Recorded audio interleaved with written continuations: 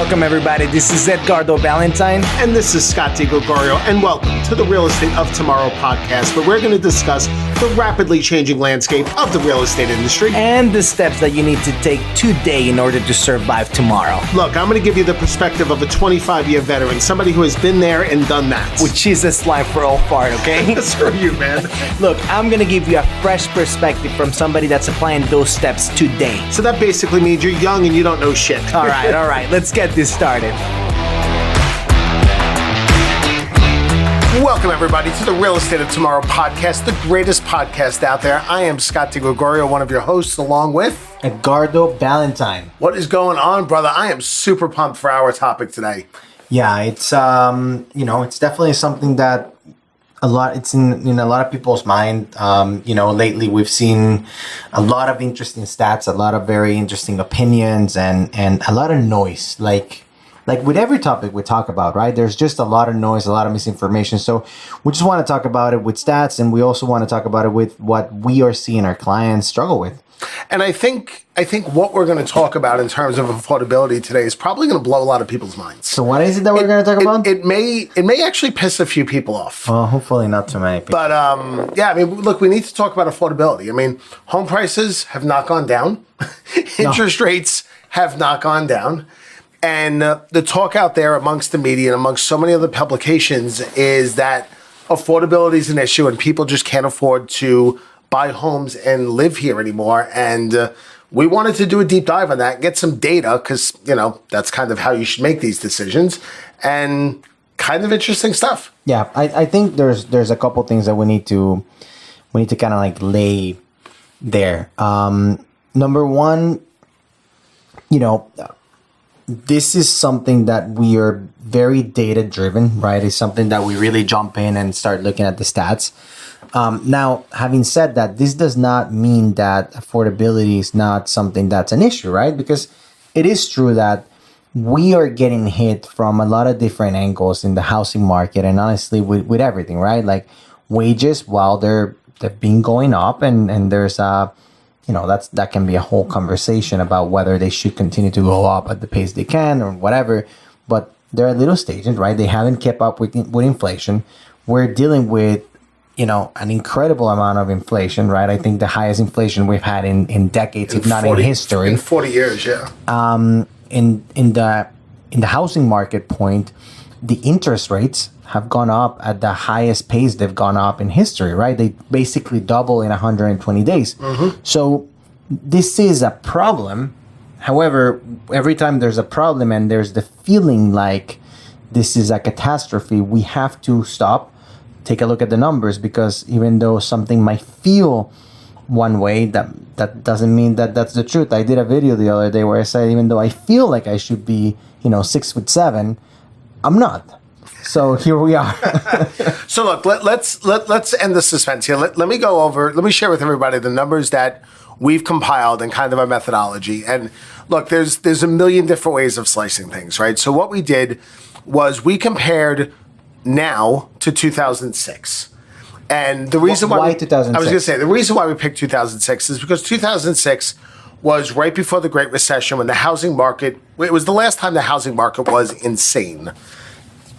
Like so 2006 for a lot of people is their biggest fears, right? Of course. When we see housing prices go up, when we talk about any type of modern recession or any type of modern problem with the economy, our minds immediately go to 2008. Yes. And it's interesting, right? We don't go to COVID a couple years ago. We don't go to any we don't go to 2001. Any normal recession. We go to like the real crash. So when we do these numbers, we really like to think of, okay, if your fear is 2006, then let's see how the stats compare to what 2006 looked like. So go ahead. Right. So 2022 to 2006, we looked at a couple pieces of data. Number one, what was the average home price? Number two, what was the average interest rate? Number three, and this is the piece that I feel is missing from most of the talking heads on TV, what is the average income? And then what we did is we figured out, with just based on 20% down, because you got to pick a number somewhere, what is the average principal and interest payment? And then using that math, what is the average debt to income ratio? And let me just stop you right there. If you're thinking, look, 20% down, BS, that's what, it's all proportional, right? Like, it would be the same proportion if we did 5% down, 10% down, 3% down, whatever it is. So proportionally, we're just comparing apple to apples. Absolutely. So, okay, in 2006, the average home price was $250,800. For this year, most recent data, obviously the year's not done, we're at $374,900. Okay, so about a 50% increase there. The average interest rate in 2006, 6.41%.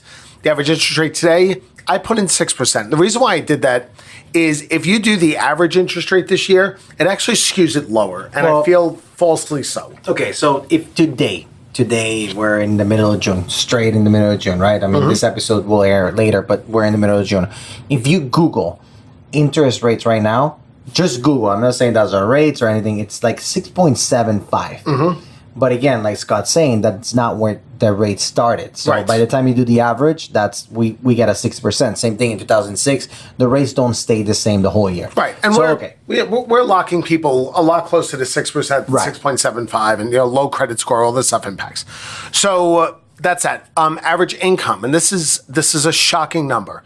In 2006, the average household income in America was $46,996, so just shy of 47. 2022, $87,864. Now, this is not a 50% increase the way the average home price went up, but it's close. Well, the reason why this is powerful, and I'm sure that's where you're going to go in, but the reason why this is powerful is that even though it's not a 50% increase, it doesn't have to be, because you don't use 100% of your income to qualify for a mortgage. You know, you don't have to use 100% of your income to qualify for a house. You actually, the way that we do the debt to income ratio, the rule of thumb is about 50% of your income should be used for all your debts, including that mortgage. So when we see an increase in income, even though it doesn't keep up with the pace that the houses are going up, proportionally, it doesn't make the houses less affordable. Absolutely. And although home prices went up 50%, average household income went up 47%. So we're close here. So let's keep going. If you figure 20% down based on the interest rates, you have a principal and interest payment in 2006 of $1,256, which comes out to 32% of their average monthly income. If you run that same calculation in 2022, drum roll, wait for it, it's not 32% of their average monthly income, it's 25%. 25. So it went down. Now, I think we should discuss the flaws in our kind of rudimentary math here. We're not factoring in taxes, we're not factoring in insurance, both of which are higher than they were in 2006. The challenge with using those types of numbers in this is it's super regional. It's very okay. regional, Taxes in Florida, New Jersey, California, and North Dakota are just different planets. Same thing with insurance, right? Are we talking about flood insurance? Are we talking about regular insurance? And, we're in Florida here. It's completely different. Yeah. So we deliberately kept those things out of the math. And look, no matter where you draw the lines with these things, you could find, but I know this one situation, and we have to be careful when we're doing that with data, because that's anecdotal or that's one-off. So we decided to stick with averages. So if you look at just the average, the principal and interest payments compared to the average monthly income dropped from 32% in 2006 to 25% today. So is affordability really an issue or not? Well, if we look at the numbers and we look at the average, then it's actually better, right? It's easier to afford the house right now. Now, there's one big issue that I have with the calculation that we did, and it's the fact that when we look at averages, unfortunately, we are not taking into consideration the distribution of income in the whole country, Sure. right? So even though the average might be much higher, when we look at maybe the distribution, everybody knows the top 1% has a lot more of the income. So that's something that we need to consider, and we have seen that for the average family, it has been a little bit more difficult to buy a house right now than it was a year ago with a 3% rate or a 2.5% rate.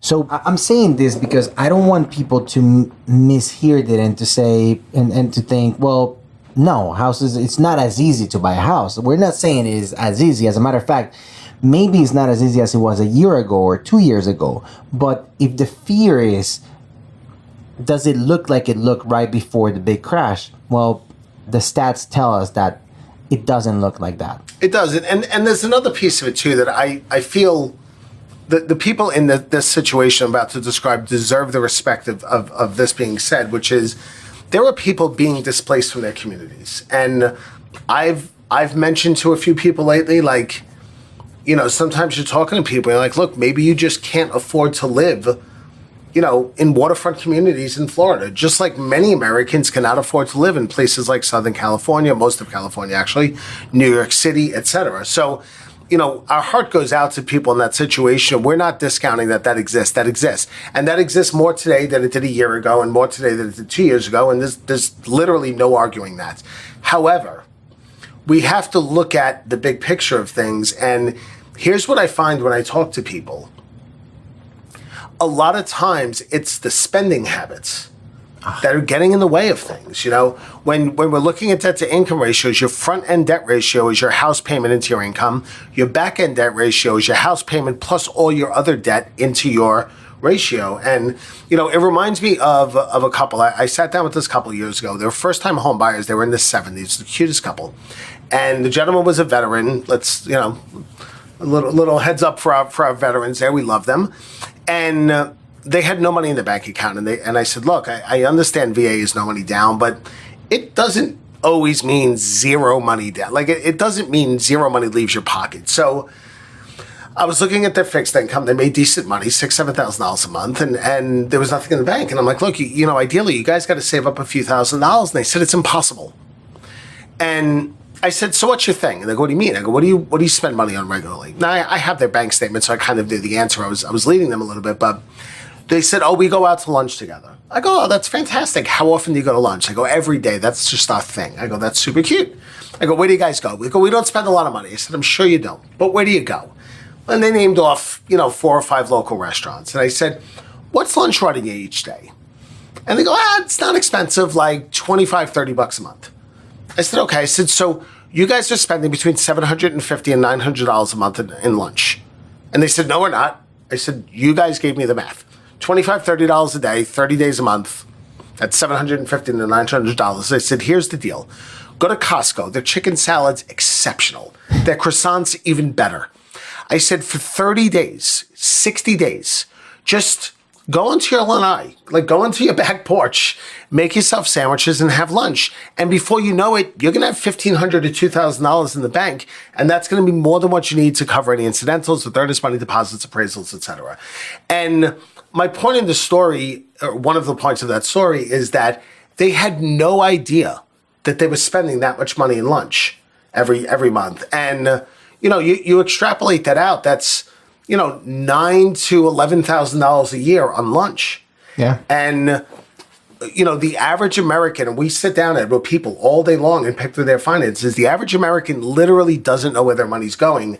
And I would argue that budgeting would do a lot more to help people afford homes than not. And it's never been as easy in a lot as of it is cases. right now. I mean, there's apps and there's a lot of ways that you can do it from you know, a digital standpoint, where you don't have to like sit there and like write down in a notebook exactly what you're spending. So you're absolutely right with that. Another big thing that we see all the time is, you know, big car payments. Sure. You know, like, sure, you need a car, that's fine, but you know, you have to set your priorities. And look, right now the toughest thing we're seeing is there's a lot of people that are being displaced, like you're saying. However, there's a big opportunity, which is, you know, if the people that were thinking about buying a year ago that didn't take advantage of the fact that they could buy and they just waited another year, well, now they're having the same problem, but maybe in a not their number one choice of the community. Now, maybe they're number 3 or 4, but you know, the way that we expect appreciation to continue, that gives them an opportunity to jump into that appreciation train. So in a lot of times and in a lot of ways, when you buy a house, is maybe one step backwards, 2 steps forwards, right? Where you can buy a house and that can help you to get where you want to be. So look, the opportunity here. I don't mean to cut you off, and I apologize. I think that needs versus wants conversations, which what you were just going down, is super critical, and I feel like it warrants a real conversation. But I want to put a bow on the first piece of it, which is this. Because, we're big in this podcast. We want to give our agents and our listeners something actionable to speak with. And here's the actionable item. Your lender that you're working with should be having budgeting conversations with people on a regular basis. You cut me off right when I said the actionable item was. I'm aware because I wanted to get the credit for this.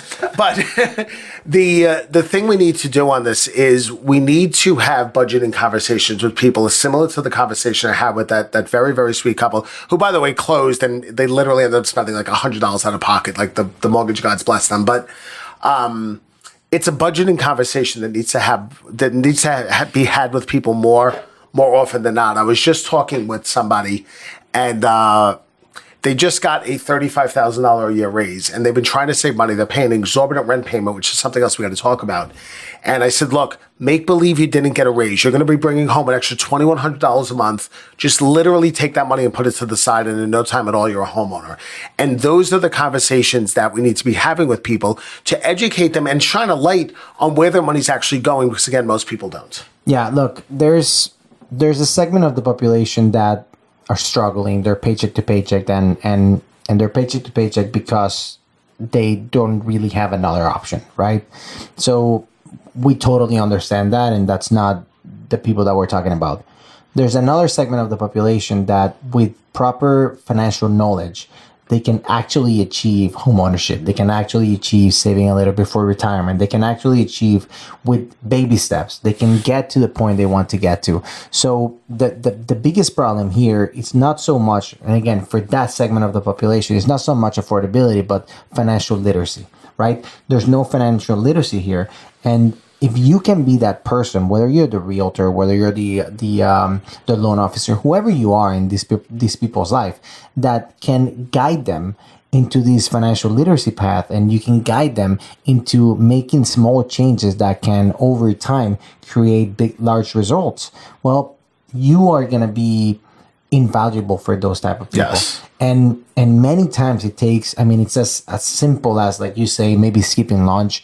There's that meme and stuff with the Starbucks thing, like don't buy Starbucks every day. I call it $6. Yeah, but it's little things like that can actually make a big change in people's life. And to what you were talking about, look, a lot of times what we're faced with when we're talking about real people is people that come to us, your typical blue collar teachers that are just they have normal jobs with normal pays. They're in that average of, $87,000 household income. And they're looking at houses right now. They're looking at affordability, and they say, look, it's really tough right now for me to buy a house. Okay.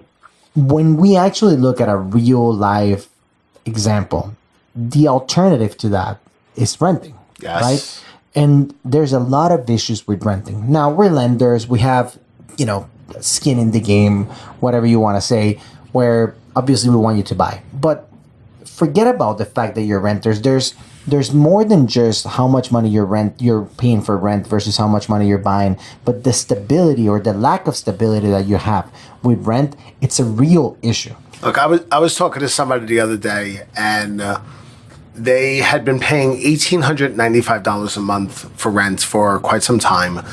And they called me in a panic. They referred to me, and they were raising their rent to $2,900. And one of the guys, my business development manager that works for me, he's a young kid, rents a small one-bedroom apartment. He started renting it 2 years ago.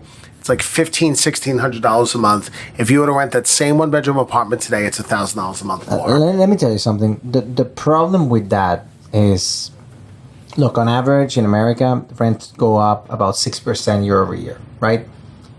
That's best case scenario. Right. I'm sorry, but okay, your rent went up $600, $1,000 a month. That sucks. That's best case scenario. The last place I rent before I bought my first house, they just told me, hey, you got to be out of here in 2 months. We're not going to renew your lease. That sucks. Now, that was at a time where there was plenty of homes for sale. We were able to buy our house with, a credit from the seller. Like, we get really lucky when it comes to that, but If that happens to you today, It's a problem. I mean, as a person that has, you know, kids and a family and a wife and all that, like, that's a big, like, increase my rent. I'll struggle, but whatever. Kick me out. I don't know where to go. It's a problem. So the stability that owning a house gives you, even if the rate is 6%, the stability that that gives you, that you know what to expect. You don't have to worry about getting kicked out. You don't have to worry about that payment increasing. You don't have to worry about all these things that you have to worry when you rent. It's worth a lot. So, look, let's just wrap this up, right? The point of this is, when we look at statistics, there's a lot of fear about 2006 versus today. And the truth is, when we look at the numbers today look better than they did in 2006. Yes, the math does, and I want to expand a little bit more before we wrap up, Ed, on the needs versus wants piece of it. Okay, and again, speaking to another client today, they are just hell bent. I'm going to buy my dream home, and the conversation I had with them was, you need to buy a home and use that as a stepping stone to down the road buy your dream home. I am 47 years old. I'm on my 5th house. I am slowly turning it into my dream home. You've been in my home plenty of times. It's a beautiful home. Except the bathrooms still have those old-fashioned glass blocks in it from the 90s because I just haven't gotten to the bathrooms yet. So, we gotta help coach our clients through a proper needs and wants analysis. And the truth is this: what people need is typically 4, 5, 6 items, and what people want is anybody's guess. But we got to coach people into what they need, because the question you have to ask them is, if they don't buy a house and they rent, are they going to be able to get everything they want in the rental? And invariably the answer is no. And, look, these are tough conversations, right? Like, so many real estate agents I know and mortgage professionals don't want to push back on people, but we're helping them, right? If you smoke 3 packs a day and you go to a doctor, do you want the doctor to, like, nonchalantly say, hey, it might be a good idea for you to kind of think about maybe kind of stopping smoking or slowing down? Or do you want the doctor to say, you're going to die and you're going to have to say goodbye to your loved ones if you don't take immediate action and do this right? Obviously, when your life is on the line, the latter is what you want. But we tend to not do that when people's economic lives are on the line. And I think it's like almost as important, because one of the number one sources of health problems is financial stress, definitely the number one cause of divorce. So, I challenge everybody listening to this to be the person to have the courage to have those difficult conversations. And Ed, I'm sure you would have the same experience as I have, that when you do have those tough conversations, 99 out of 100 times, people are super appreciative. They never forget you, and they become terrific referral sources. And more important than all that, you made a real difference in somebody's life, and maybe they could pass it down to their children. And now all of a sudden, you've made a generational difference in somebody's life.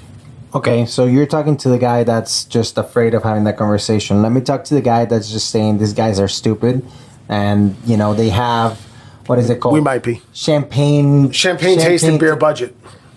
Look, I'm sorry, don't be an ass.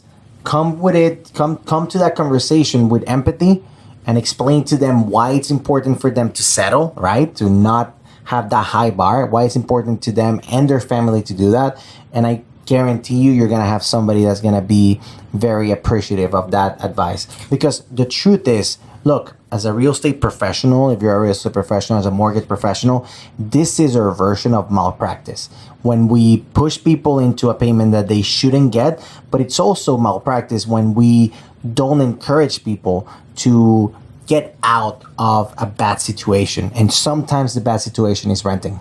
Look, in 2001, I was in a vastly different economic situation than I am now personally. And I bought a duplex in a not a terrible neighborhood by any means, but certainly not, I wasn't living, there were no actors or movie stars living near me, to put it mildly. And I remember the mortgage payment on the home, I did FHA, the total mortgage payment on the home was $1,100 and change, and I was able to rent out the other side of the duplex for $700. And I was able to live at that time for $400 a month, which at that stage of my life is what I could afford. Now, I bought it, I looked to get out of it as quickly as possible, I was able to sell it, I was able to take the profit, the equity, my proceeds, roll it into another house, and the journey began. But it started off on a little dinky duplex. I think my side was 800 or 900 square feet. Both my children were born into that little duplex, and it served my life. Was it ideal? No. But did it get me to where I am today? Absolutely. And we sometimes have to take those steps. And if I didn't take those steps, who knows? Maybe I'm still renting. You're being the annoying old person that's saying, I bought a duplex and my payment was $1,100. Come on, man. Don't kill that story. The math is the same, though, man. The math is absolutely the same. I hear you. And that's absolutely right. Look, I am old. If you're not in the position to do that right now, what was your example about the tree? When's the best time to plant a tree? So the best time to plant a tree was 30 years ago, and the second best time is today. It's today, yeah. Right? Same thing with this, right? Like if you're not in the best position to do it now, at least set up a plan to be able to do it next year. Because the problem is if you don't make any changes, then next year is going to happen. And you're going to be in the same position. It's going to be another year away and another year away. And you're missing out on the opportunity of really creating wealth or just getting in a better, stable position. So listen, that's what we got today. The biggest point, the biggest takeaway about this is for your clients. There's a lot of negativity lately. Don't believe the media. We're seeing it in our industry. We're seeing it in the mortgage industry. All you see around yourself when you Google headlines and when you turn on the TV is how inflation is crazy, affordability is probably low, it's so difficult to buy a house. When you talk to anybody about the market, the conversation goes, how about the market? It's crazy, I can't believe it's up, oh my god, this is a bubble. Guys, we're really not looking at this the right way, the way that we should. And we're missing out on the opportunity to I'm not talking about commission, to help a lot of people. To make a difference. Look, everybody has to understand and convey that the media is not there to convey factual data. The media is there to sell advertising space. And they do that by clicks, and they get clicks by clickbait and funky headlines and all those things. And that's what they do. That's never going to change. It kind of is what it is. We just need to be the voice of reason outside that. And this is really important. When you're having these conversations with clients, please get data. Okay, do not just say the words. You need to show them the data. Otherwise, you sound like a pushy salesperson when, in fact, you're just trying to help educate them. Putting some data, we need to show and tell. I know we've talked about that a lot. I talk about that in my seminars constantly. We need to show and tell. So take the time to put the data. If you want our data, send us an email, success@realestateoftomorrow.com. Boom. One more thing before we go. You keep saying I know. A lot of people miss out on this. Rates are high. Yes. This is the reality of the situation. By the way, rates are historically low. They're just high compared to what whatever. Rates double in 120 days. This is the thing. 1 out of every 5 homes in America are being bought by an institutional investor. Yes. Right? This institutional investor, it's renting out this property. I am not an institutional investor. I bought a house for myself 2 weeks ago. Right? I closed on this house. This is a house that I'm putting as a rental. My rate, it's also high. Sure. I'm renting this property. Just like any other person that's buying a lot of properties, they're probably financing it because they can buy more properties like that with whatever the rate is today, which is a higher rate than it was yesterday. They are renting out that property. What do you think an investor does when they do the math on how much they're going to rent the property for? If the rates are 6%, this investor, whether it's me, whether it's an institutional investor or whomever, they're renting it for more than what they're paying on the mortgage. Absolutely. People seem to miss that simple mathematical exercise. Yes, and we should probably do an entire other podcast on how within a couple of years, interest rates will come back down. People are going to refinance. A couple I was talking to today with a refi, they're probably going to reduce their house payment by $800 to $900 a month, but they're going to buy now so they can take advantage of the equity growth between now and then. There we go. Boom. Let's talk about it. All right, everybody, listen, that's what we got for you today. Good stuff. The questions we always ask ourselves is, are you doing the things you need to do today to succeed in the real estate of tomorrow? Folks, I'm Scott DiGregorio. This is Edgardo Balentine. Share this episode with everybody. This is the best damn real estate podcast in the country. I know it, and now you know it too. See you in 2 weeks. If you don't like this podcast, leave us a 5-star review and then email us. Bye. Well, thank you guys for listening. And now it's your turn to implement everything you learned today. Look, you have a question, you have a topic for a future episode? Share with us. Yeah, tell us what you're doing. What are you doing today so you could be successful tomorrow? Send us an email at success@realestateoftomorrow.com. And don't forget to leave us a review, an honest review. Screw an honest review. Leave us a 5-star review. And for every 5-star review we get, we're going to send you a badass real estate meme t-shirt. Those shirts are hilarious. See ya.